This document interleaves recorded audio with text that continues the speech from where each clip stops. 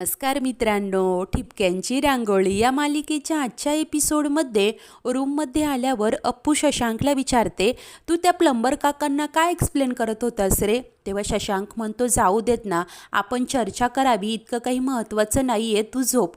अप्पू आता झोपायला जाते आणि तितक्यात तिला शिंक येते. शशांक म्हणतो, म्हटलं होतं ना, पाण्यात भिजलीस ना म्हणूनच झालंय, थांब आईला काढा करायला सांगतो. अप्पू म्हणते, नको अरे, सगळे थकले आहेत. तेव्हा शशांक म्हणतो, मग ना मी पाणी गरम करून आणतो, तुला वाफ तर घ्यावीच लागणार. तेव्हा अप्पू म्हणते, अरे साधी अचानक आलेली शिंक आहे, बघ माझ्या आवाजात सर्दी आहे का? अचानक ना डोक्यात वरनं काहीतरी पडलं. शशांक आता वेडावाकडा चेहरा करतच म्हणतो, काहीही कारणं देशील का गं? तुला वाफ घ्यायची नाहीये ना म्हणून ही सगळी नाटकं करतेस तू. थांब मी जाऊन पाणी आणतो. असं बोलत तो उठतो आणि अचानक त्याच्या डोक्यात वरनं काहीतरी पडतं. तेव्हा शशांक आता डोळे झाकतच वर पाहत असतो. अप्पू घाबरतच म्हणते की खडूस अरे, सिलिंग पडतंय. तेव्हा शशांक म्हणतो, अगं शांत बस, सिलिंग नाहीये, कलरचे पोपडे आहेत हे. तो आता लगेच शेजारीच पडलेला एक तुकडा हातात घेत म्हणते की बघितलंस ना, माझ्या डोक्यात सुद्धा हेच पडलं आणि त्याच्याचमुळे मला शिंक येते. तेव्हा शशांक म्हणतो, फेक आधी बाजूला ते, आणि तुला कळतंय का, याची तुला ॲलर्जी होऊ शकते, त्यामुळे ना तू आता या रूममध्ये झोपायचं नाही. तेव्हा अप्पू म्हणते, अरे मग कुठे झोपायचं मी? तेव्हा शशांक आता विचार करत म्हणतो, तू ना जाऊन बाबी आत्याच्या खोलीत झोप, मी इथेच कुठेतरी झोपेन, नाहीतर बाहेर झोपेन. परंतु अप्पू हट्ट करत म्हणते, नाही खडूस, मी तुला एकट्याला सफर करू देणार नाही. शशांक म्हणतो, अगं दरवेळी हट्टीपणा करू नकोस, आणि असं बोलत तो तिचं अंथरूण पांघरून देत तिला जवळपास रूममधनं हकलवूनच देतो. अप्पू आता बाबी आत्यांकडे येते आणि विचारते, मी इथे झोपू का गं? तेव्हा बाबी आत्या म्हणतात, काय ग, भांडण झालंय का? तेव्हा अप्पू सांगते की नाही ग, आमच्या रूमचा जो सिलिंगचा कलर आहे ना तो खाली पडतोय. प्लंबर काकाने सगळं चेक केलं, ते म्हणाले की लिकेज सगळीकडे आहे ना, मग तोपर्यंत हे असंच होत राहणार, म्हणून मला याचा त्रास नको ना, त्यामुळे खडूसने मला इकडे झोपायला पाठवले. तेव्हा बाबी आत्या म्हणतात, पण शशांक कुठे? तेव्हा आता अप्पू सांगते, अगं तो तिकडेच कुठेतरी हॉलमध्ये झोपलाय. आणि बाबी आत्या, तू जाऊन त्याला बोलावून आणतेस का? तू कन्व्हिन्स कर ना त्याला, तू तसाच हॉलमध्ये ॲडजस्ट करून झोपेल ग. तेव्हा बाबी आत्या तिला चिडवत म्हणतात, किती ते प्रेम, आणि मग का भांडतेस ग? तेव्हा अप्पू म्हणते, बाबी आत्या ते वेगळं आणि हे वेगळं. तर आता बाबी आत्या इकडे शशांकला बोलवायला येतात आणि हात पकडून त्याला खोलीतच घेऊन येतात. तेव्हा अप्पू म्हणते, मिस्टर कानिटकर हे बरं आहे हं, मी बोलावलं तेव्हा तर तू नाही म्हणालास, आणि आता बाबी आत्याने बोलावलं तर लगेच आला. तेव्हा बाबी आत्या देखील सांगतात, शशांक अरे मी तुला लहानाचं मोठं केलंय, एवढ्या काय फॉर्मॅलिटीज करत होता? आणि त्यानंतर बाबी आत्या म्हणतात, चला झोपायची तयारी करूयात. तेव्हा शशांक बोलतो, तुला आठवतंय का गं, आम्ही लहान असताना तू आम्हाला अशी खोलीत झोपायला घेऊन यायचीस, केवढी मस्ती करायचो आपण, गाणी काय भेंड्या काय. तेव्हा बाबी आत्या म्हणतात, आपण त्या स्पेलिंगच्या भेंड्या खेळायचो, तुला आठवतंय का? तेव्हा शशांक म्हणतो, हो, आणि अपूर्वा जो हरेल ना त्याला बाबी आत्या 17चा पाढा म्हणायला सांगायची. आता अप्पू आश्चर्याने म्हणते, ही अशी मजा करायचात तुम्ही? तेव्हा शशांक म्हणतो, हो ग, रात्रभर दंगा मस्ती, गाणी खेळ, आणि तुला माहिती आहे का, या खेळातनं ना बाबी आत्या आम्हाला अशी शिक्षा करून द्यायची ना की ज्यातून अभ्यासाची रिव्हिजन व्हायची, असं डोकं लावायची ती.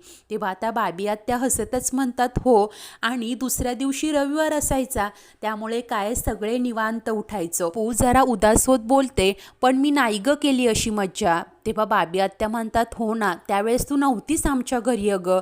अप्पू लगेच खुश होत म्हणते, परंतु आत्ता आहे ना, अशी मज्जा आपण आत्ता करूच शकतो. तेव्हा शशांक म्हणतो, हो चल, हिला 17चा पाढा म्हणायला सांग. तेव्हा अप्पू म्हणते की काय संबंध? तेव्हा अभ्यास असायचा, परंतु आता तर तसं काही नाही आहे ना. आता ना बाबी आत्या, तू ना एक छानशी गोष्ट सांग. तेव्हा बाबी आत्या देखील तयार होतात. तर अप्पू आणि शशांक दोघेही खुश होत लगेचच बाबी आत्यांच्या मांडीवर झोपतात, आणि बाबी आत्या त्या दोघांनाही आता पंडिता रमाबाईंची गोष्ट सांगत असतात, यांची जाचातून सुटका केली. आणि तेव्हा शशांक म्हणतो, कळलं का ग? परंतु आता ही गोष्ट ऐकताने अप्पू मात्र झोपी गेलेली असते. बाबी आत्या आणि शशांक तिला आता व्यवस्थित नीट झोपवतात आणि अंगावर ब्लँकेट टाकतात. बाबी आत्या देखील झोपी जातात. शशांक देखील आता खाली झोपलेला असतो आणि त्याच वेळी अप्पूला अचानक जाग येते. ती शशांकजवळ हात नेत चुटकी वाजवत त्याला जागं करते.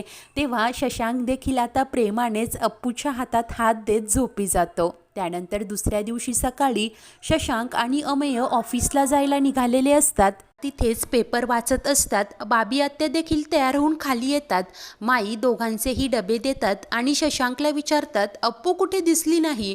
तेव्हा शशांक सांगतो, रात्री आम्ही जिथे राहतोय ना, म्हणजे आईबाबांच्या खोलीत वरून भिंतीचे असे पोपडे पडत होते, म्हणून आम्ही बाबी आत्याच्या खोलीत शिफ्ट झालोय. बाबी आत्या दादांना म्हणतात, दादा आपण हे घराचं जे पायपिंगचं काम आहे ते आधी प्रायोरिटीवर करून घेऊयात का. तेव्हा शशांक देखील म्हणतो, हो दादा, आणि जर का सगळा खर्च एकदम शक्य नसेल ना तर आधी आमच्या खोलीचं काम करू, कारण या अवस्थेत अपूर्वाला कुठलाही त्रास होऊ नये असंच मला वाटतं. ती काय आहे ना, काल एवढासा पोपडा काय पडला, लगेच शिंका आली तिला, असं आता सर्वांना सांगत असतो. तेव्हा दादा म्हणतात, ठीक आहे, तुम्ही ना एखादा कॉन्ट्रॅक्टर बघा. तेव्हा अमेय म्हणतो की होय, आहे माझ्या ओळखीत एक. तर दादा सांगतात, खर्चाचं काय ते बघा आणि करून घ्या, बोलून घ्या तुम्ही. तेव्हा अमेय आणि शशांक आता निघून जातात. त्यानंतर माई काळजीनेच विचारतात, अहो असं एकेका खोलीचं काम कसं होणार. दादा सांगतात, अगं असंच करावं लागणार, खर्चाचं तर आहेच, परंतु शिवाय सगळे या घरात राहून काम तर नाही होऊ शकत ना. माईंना खूप टेन्शन येतं. माई म्हणतात, अहो आता पितृपक्ष, नंतर घट बसणार, दिवाळी, आणि हे काम काय एका दिवसाचं आहे का, कसं होणार. तेव्हा दादा म्हणतात, सगळ्यात महत्त्वाचं अप्पू आणि शशांकची खोली आहे, ते तर करावंच लागणार ना. बाबी आत्या सांगतात, हो माई, नको काळजी करू, होईल सगळं. तर दुसरीकडे आता ऑफिस संपल्यानंतर शशांक आणि श्रीकांत आपापसात बोलत असतात. म्हणतात की बरं झालं आपली रीडिंग एकसारखीच आली, नाहीतर रात्रभर इथेच बसावं लागलं असतं. शशांक विचारतो, श्रीकांत तुझं काय, तू आज तर सुट्टीवर होतास ना. तेव्हा श्रीकांत म्हणतो, हो, परंतु आपल्या नव्या बॉस नेत्रा कॅन्सल केली सुट्टी, आणि ती ना परत जॉईन झाल्यापासनं खूप बदलली आहे. आणि विशेषतः आपल्या डिपार्टमेंटच्या लोकांशी तर ती ठरवून वाईट वागते, आकस असल्यासारखं वागते. त्यावर शशांक म्हणतो, कसं आहे ना श्रीकांत, एका रात्रीत मिळालेलं पद असो किंवा यश, ते सगळ्याच लोकांना नाही पचवता येत अरे. आणि या नेत्राचं सुद्धा तसंच झालंय, झिंग चढल्यासारखं वागते ती. तेव्हा श्रीकांत म्हणतो, होय, अगदी माझ्या मनातलं बोललात. त्यानंतर शशांकला श्रीकांतकडून कळतं की नेत्रा आज आलीच नाही, यापुढे काही दिवस ती सुट्टीवरच आहे, तिचं केबिनसुद्धा लॉक आहे.